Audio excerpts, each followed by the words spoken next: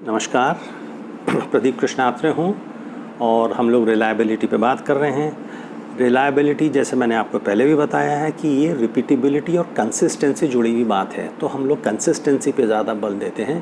कहने का मतलब ये है कि जब आप कोई आइटम 10 लोगों को, 50 लोगों को, 100 लोगों को देते हो तो उसके रेस्पॉन्सेज आपको लगभग वैसे ही आने चाहिए, मिलते जुलते, मतलब थोड़े बहुत आने चाहिए, है ना। कंसिस्टेंटली उनके रेस्पॉन्सेज आने चाहिए। एक एडमिनिस्ट्रेशन को किया आपने, फिर उन्हीं सवालों को आपको दूसरे एडमिनिस्ट्रेशन में दिया, तो आपको जवाब लगभग वैसे ही आने चाहिए। अब इसका मतलब क्या है कंसिस्टेंसी का? मैं बड़े ही छोटे और सरल उदाहरण के साथ में आपको इस बात को समझाना चाहता हूँ। इसमें थोड़ी कल्पना की भी ज़रूरत है, इमेजिनेशन की भी ज़रूरत है, और ये छोटा उदाहरण इतना सरल है कि आपको आसानी से समझ में आ जाएगा। मान लीजिए कि आप एक मैथमेटिक्स का टेस्ट देते हैं। हम एक विद्यार्थी की बात करते हैं, हालांकि रिलायबिलिटी एक विद्यार्थी या एक व्यक्ति या एक आइटम के बारे में कभी चेक नहीं की जाती है, वो समूह के बारे में चेक की जाती है। इतना आप बात बिल्कुल याद रखें। मगर समझने के लिए, समझाने के लिए एक बिल्कुल सरल सा उदाहरण कि एक विद्यार्थी को आप एक मैथ्स का टेस्ट देते हैं और आप ये जानते हैं कि उसका ट्रू स्कोर 89 है।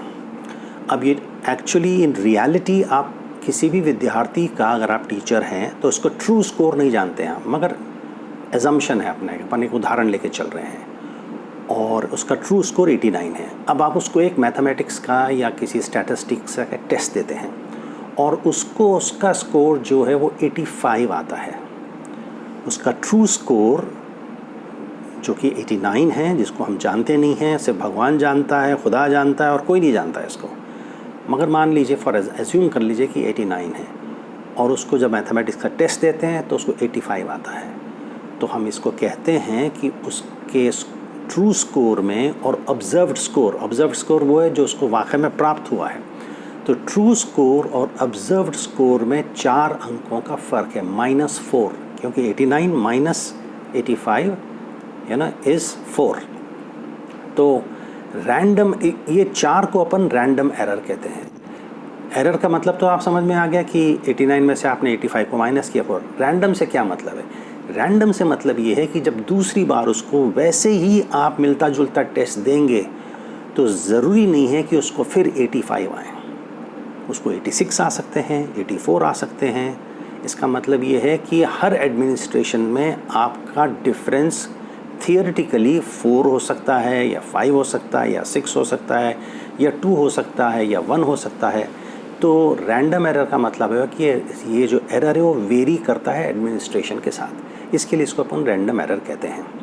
तो अगर रैंडम एरर ज़्यादा आपको दिखती है तो इसका मतलब इसमें वेरिएशन ज़्यादा है, उसकी रिलायबिलिटी इसकी वजह से कम हो जाती है।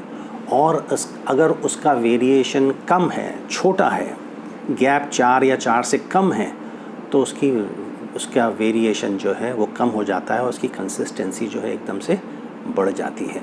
तो अगर आप समझिए दूसरा टेस्ट देते हैं उसको फिर 85 के आसपास आता है, तो मान लीजिए कि आपको रेस्पॉन्सेस जनरली कंसिस्टेंसी मिल रहे हैं। तो जैसे मैंने कहा, greater the variation in the scores, greater the random error. और रिलायबिलिटी असेसमेंट बस यही बात है, रिलायबिलिटी को कैलकुलेट करने का, मेजर करने का, एसेस करने का यही मकसद है कि आप उसकी कंसिस्टेंसी चेक करना चाहते हैं और आप चाहते हैं कि रिलायबल कंसिस्टेंट हो। और कंसिस्टेंसी को अपन जो है उसका जो यूनिट है वो 0 से 1 है। जितना 1 के करीब होगी रिलायबिलिटी उतनी अच्छी मानी जाएगी, है ना। तो हम जनरली जैसा कह रहे थे कि 0.80 के करीब उसकी रिलायबिलिटी होनी चाहिए, और रिलायबिलिटी कभी भी माइनस में नहीं होती है, प्लस में होती है। दूसरी बात, जैसे मैंने आपको पहले बताई है, रिलायबिलिटी एक व्यक्ति की, एक आइटम पे अपन चेक नहीं करते हैं, बल्कि पूरे समूह की अपन कैलकुलेट करते हैं। तो ये छोटी बातों के साथ अपन रिलायबिलिटी का, मैं समझता हूँ आप एक कंसेप्चुअली थोड़ी सी अंडरस्टैंडिंग आ गई होगी, सरल सी अपन अंडरस्टैंडिंग लेके चल रहे हैं।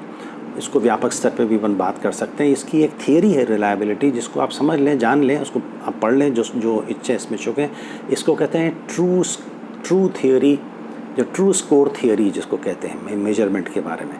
मगर यहाँ अपन जाएंगे नहीं उसके बारे में, मैंने उसको बिल्कुल ही सरल और संक्षिप्त तरीके से आपको एक उदाहरण के द्वारा समझा दिया है। अब देखिए, अपन एक टेस्ट रीटेस्ट रिलायबिलिटी के बारे में बात करते हैं। एक तरीका का जो अपन ने बताया ना कि कुछ तरीके हैं जिससे आप रिलायबिलिटी को तय कर सकते हैं। एक तरीका रिलायबिलिटी का है कि टेस्ट रीटेस्ट रिलायबिलिटी। अब इसके अंदर निहित है कि टेस्ट रीटेस्ट का मतलब क्या है। टेस्ट रीटेस्ट का मतलब ये है कि आपने एक टेस्ट दिया विद्यार्थी को, या क्वेश्चनर दे दिया आपने किसी रेस्पोंडेंट को, और दूसरों को भी फिर आपने वो बांट दिया है। तो जब एक इंस्ट्रूमेंट आप इस्तेमाल करते हैं, तो जब दूसरा इंस्ट्रूमेंट इस्तेमाल करते हैं तो उसका स्कोर लगभग उतना ही होना चाहिए। लगभग का मतलब ये है कि अगर जितना वो करीब होगा उस स्कोर के, उतनी उसकी रिलायबिलिटी ज़्यादा होगी। जितना वो दूर होगा पहले स्कोर से, उसकी रिलायबिलिटी उतनी कम होगी। और आप जानते हैं कि रिलायबिलिटी हम अच्छी चाहते हैं। इसके लिए हम जब क्वेश्चनर बनाते हैं तो हम ये कहते हैं कि अगर आप कोई स्केल या कोई प्रश्न इस्तेमाल कर रहे हैं, और अगर उस प्रश्न की या उन प्रश्नों की स्केल की रिलायबिलिटी ज़्यादा है, अच्छी है, ज़्यादा का मतलब अच्छी है, 0.70 या 0.80 या उससे ज़्यादा है, तो उस स्केल को आप जो है ना अपने क्वेश्चन में सोचने के बारे में इंक्लूड करने के बारे में, उसको सम्मिलित करने के बारे में सीरियसली सोचें। तो कहने का मतलब ये है एक तरह से कि प्लेजियरिज्म जैसी चीज़ जो है वो रिसर्च में प्राय नहीं होती है। आप जब किसी का स्केल इस्तेमाल करते हैं तो उसको कोट कीजिए कि इस स्केल को मैं इस्तेमाल कर रहा हूँ, और इसके इस्तेमाल इसलिए कर रहा हूँ क्योंकि इस स्केल की रिलायबिलिटी ज़्यादा पाई गई है, और मैं भी अपने शोध के द्वारा पता लगाना चाहता हूँ कि इसकी रिलायबिलिटी क्या उतनी है जितने किसी और ने किसी और समय किसी और जगह इस्तेमाल की थी। इस संदर्भ में आपसे कह रहा हूँ कि प्लेजियरिज्म जैसी चीज़ कुछ नहीं होती है रिसर्च के अंदर।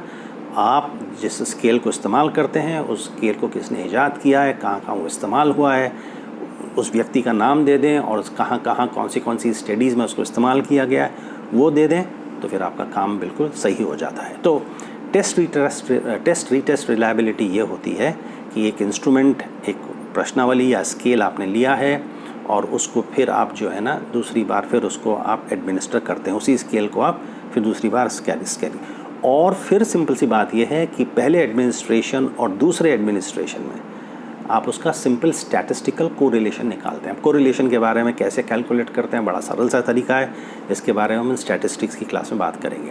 कहने का मतलब ये है कि पहले स्केल का जो स्कोर आपको आता है और दूसरे स्केल का दूसरे बार एडमिनिस्ट्रेशन आपने वही स्केल किया, उसका क्या स्कोर है, इन दोनों स्कोर्स को अगर आप स्टैटिस्टिकली कोरिलेट करते हैं तो फिर आपको जो है इन दो मेजरमेंट्स की आपको कंसिस्टेंसी पता चल जाती है, और रैंडम एरर कितना है पता चल जाता है, और फलस्वरूप आपको ये भी पता चल जाता है कि उसकी रिलायबिलिटी उतनी ही है जितनी किसी और ने कभी पहले इस्तेमाल की थी। और तो ये बात हुई अपनी आप इस तरह से जो है अपने स्केल की रिलायबिलिटी को एस्टिमेट कर पाते हैं, है ना। ये बात ज़रूरी है एस्टिमेशन का, इसके बारे में।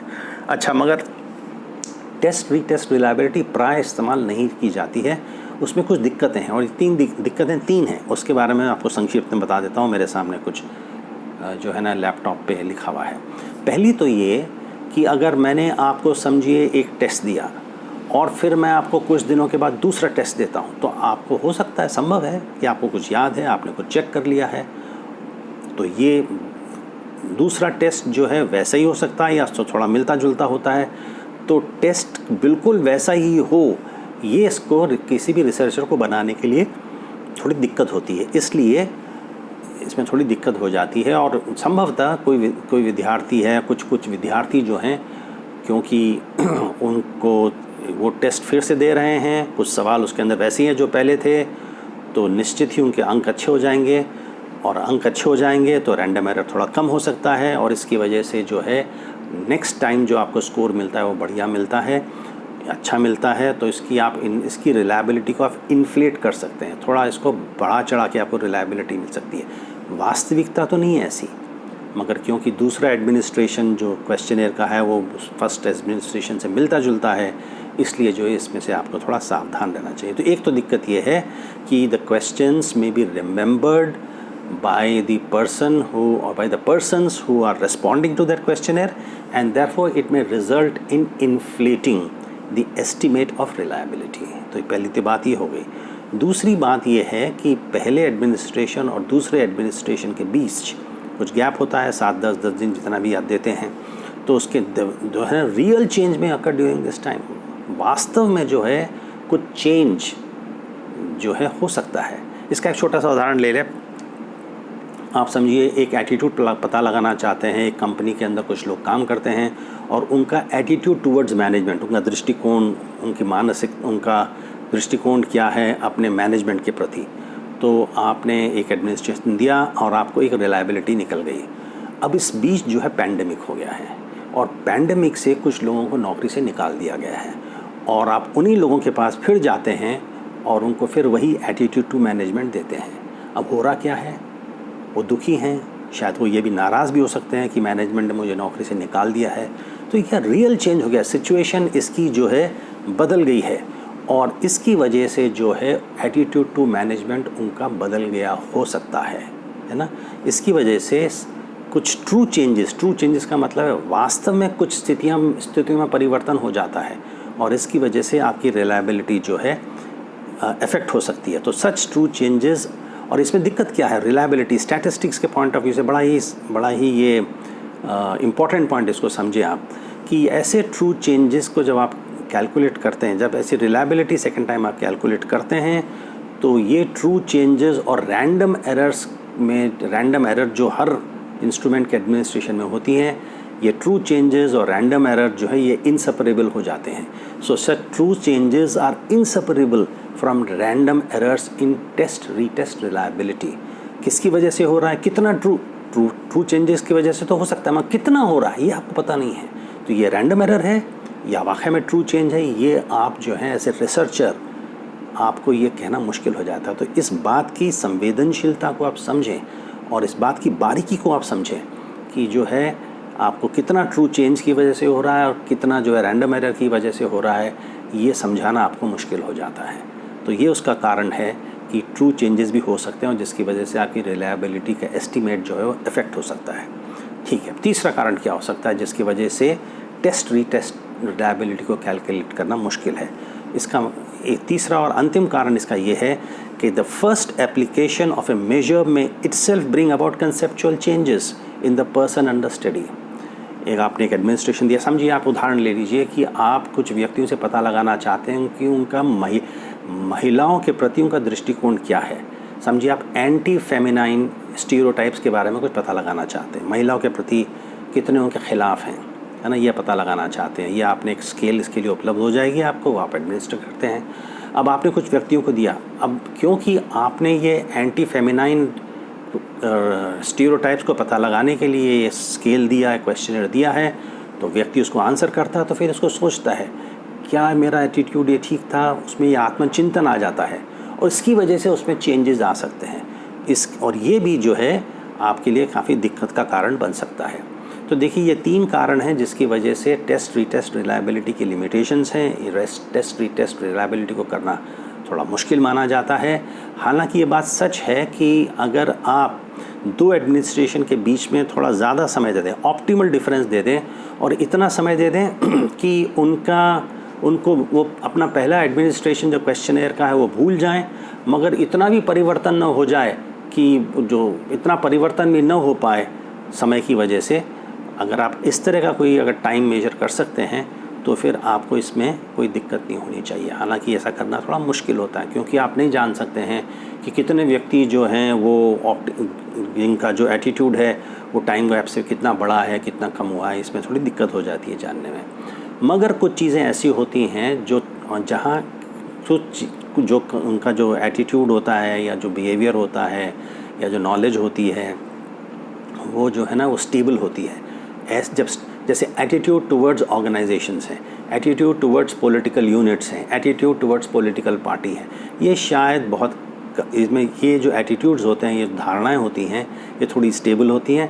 ऐसी जगह आप जो हैं जहाँ आपको लगता है कि थोड़ी स्टेबल हैं एटीट्यूड्स, वहाँ जो हैं आप टेस्ट रीटेस्ट रिलायबिलिटी का इस्तेमाल कर सकते हैं।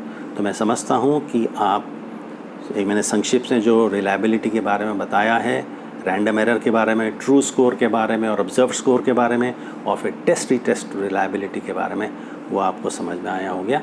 धन्यवाद।